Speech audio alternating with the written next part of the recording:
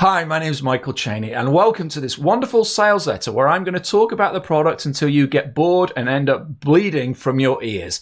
I'm not going to do that. Look, that's what people ordinarily do on a sales letter. I didn't become a multi-millionaire super affiliate by doing what ordinary people do, by doing what everyone else does. If you do what everyone else does, you're going to get what everyone else gets. I'm going to do something different. If you want to know how this product will make you money, have a look at all the proof and testimonials and case studies down on the page. What you're getting here is frankly ridiculous, and as long as you follow simple steps, it's going to make you a ton of money as well. Have a look down there and you'll see the stories of everyone else that's done that. In the meantime, what I'm going to do right here on this video is got nothing to do with the product at all, because I'm going against public convention and public wisdom. Instead, what I'm going to do is show you my personal story of how I started out as just a little guy and I fought against the overwhelming odds to achieve success online and make millions and millions of dollars. If you're just starting out, if you feel like you're a little guy, if you feel like you're fighting against the odds, if you feel like you can never break through, you need to watch the video that I'm about to play you.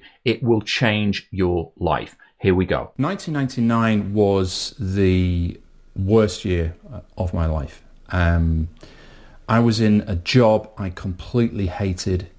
I was $50,000 in debt, and I turned to the internet to try and escape that and try and, get out of that situation, but it actually made things worse.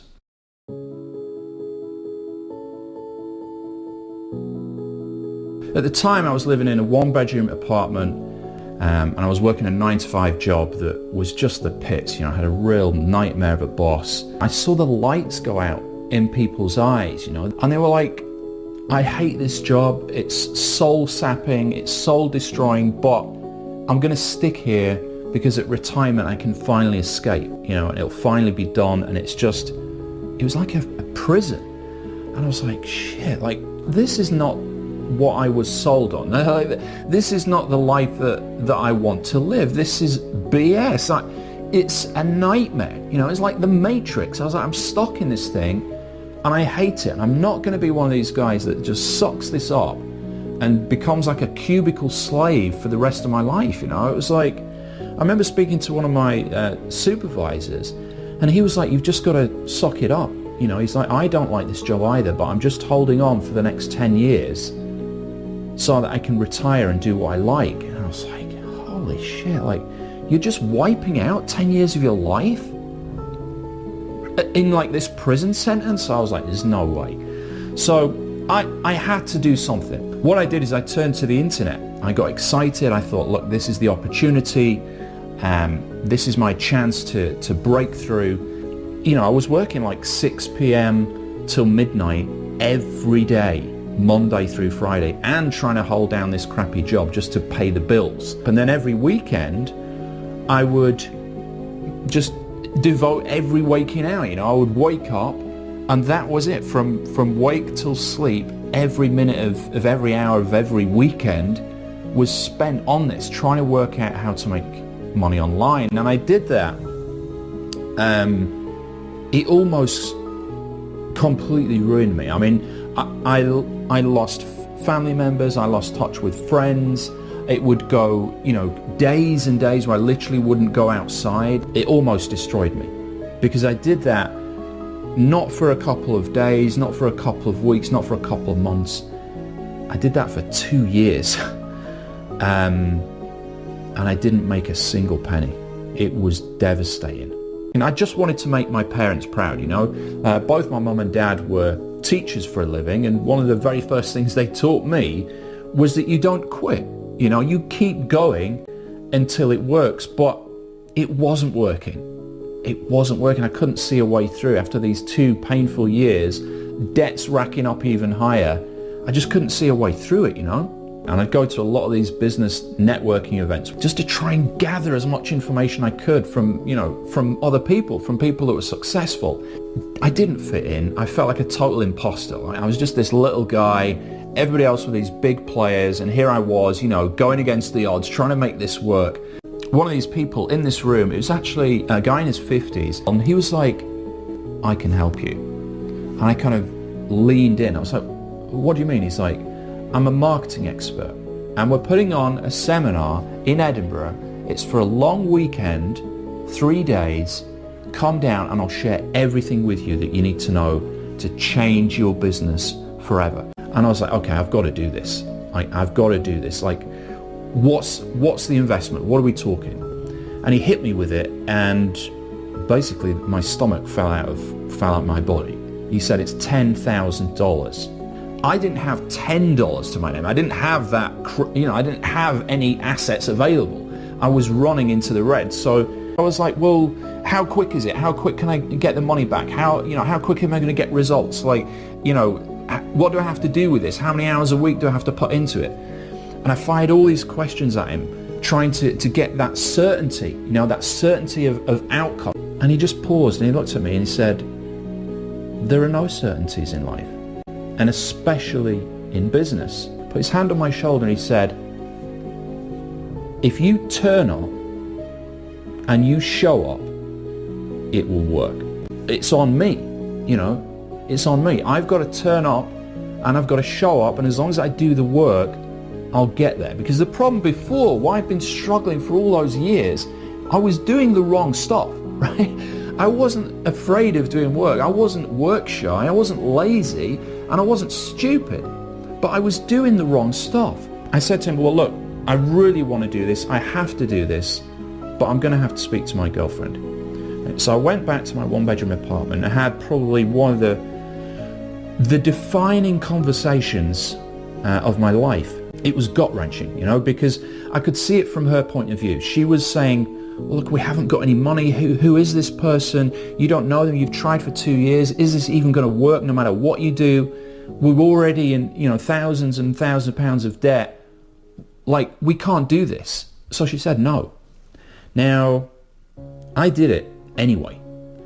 And she's now my wife, Laura, and we laugh and joke about this now. She said, look, I'm so glad that you did that, because if you didn't do that, if you didn't make that decision and take action, we'd have still been in that one-bedroom apartment, tens of thousands of dollars in debt, So I took that action, I took that decision, and I went down to Edinburgh, and it was incredible. I mean, it changed my life. I remember very clearly 1 week was a real sort of a breakthrough week where we'd applied a lot of the steps in the system, and in the space of 1 day we made over $60,000.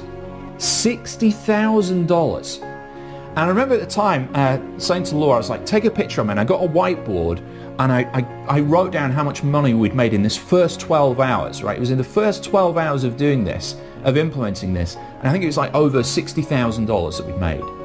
Now it went on in that week, and we made over, I think it was like over $250,000 in a week. I remember, saying to Laura at the time, I was like, that's it, like, we've cracked this. Never again do we have to be in that situation that we were in. But at the same time, in my personal life, my mum's situation had deteriorated. My mum suffered with mental illness, but around that time she was pretty much permanently in a mental institution, and being able to communicate with her at that point was almost impossible. You couldn't really make sense of any conversation.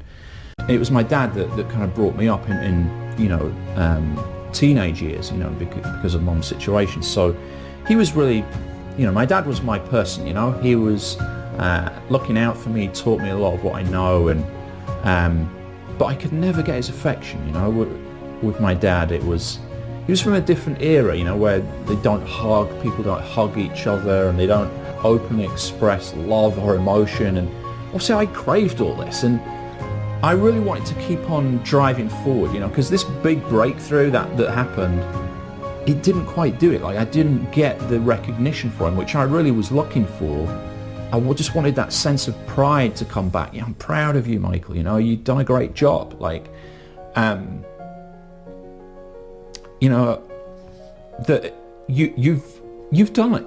I just wanted that. I wanted that pat on the back, and I just didn't get it. So I kept going, right, and I kept pushing and pushing and pushing. And over the next few years, the business really grew. I mean, we made millions and millions of dollars, and it was a crazy ride.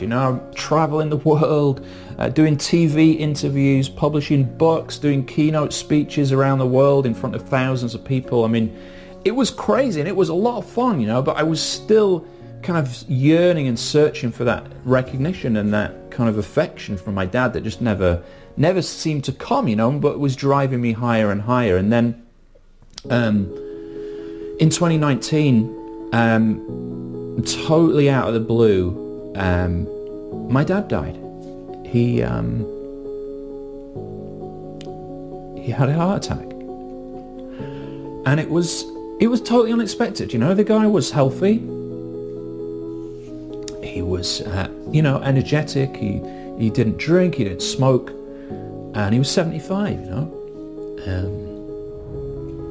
It destroyed me. Absolutely destroyed me. Sorry. It just destroyed me because, I was working so hard to achieve this, to push that next level. And obviously, with my mum's situation, I couldn't really get what I was looking for there. Obviously now my dad had passed away. And it was the lowest of the low. It was a really tough time, and I got disillusioned with, well, what am I doing? What's the point? Where am I heading? Why am I even doing this anymore? And then 2020 rolled around, which was obviously fun and games for everyone, right? But I got COVID. I got long COVID. I remember going to see private doctors that I've got, and they showed me my blood under a microscope. And your red blood cells should be nice, round, flat, kind of, I think they call them platelets or something like that. They look like little frisbees, right? That's what they should look like. My blood looked like a car crash.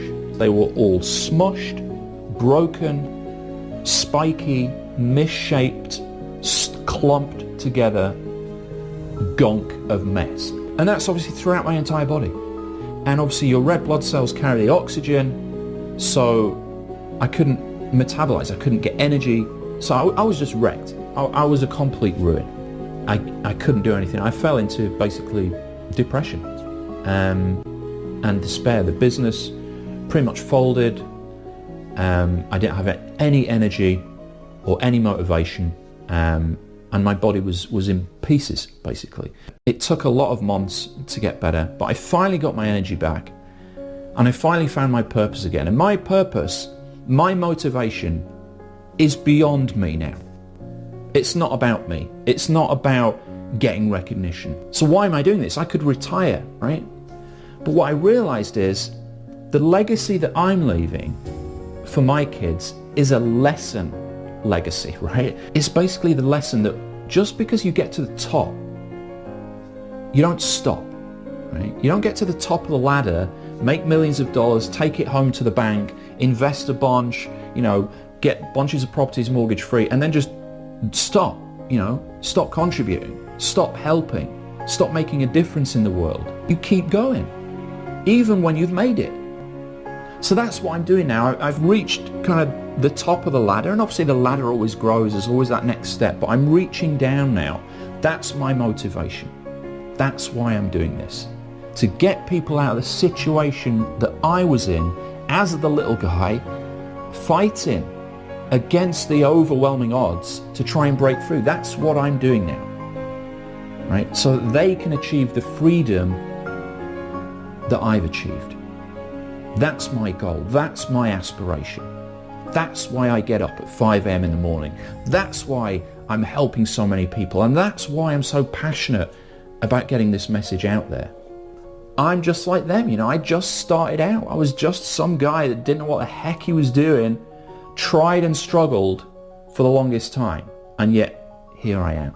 And that's what people need to realize about me as an individual and why I'm doing this, because I don't need the money. Looking back, it all stemmed from that original decision, and what my mentor told me back then, which is turn up and show up, turn up and take action. That's really all of this success has stemmed from that, you know, turning up and taking action. I want to leave a teaching legacy, you know, for my parents, you know, for my dad, because they were teachers and it's in me, it's in my blood. You know, that at heart, that's why I am. I'm a teacher. And I'll never stop doing it.